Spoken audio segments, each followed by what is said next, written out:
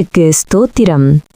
இன்றைய வசனம் சங்கீதம் 5:1-5 வரை.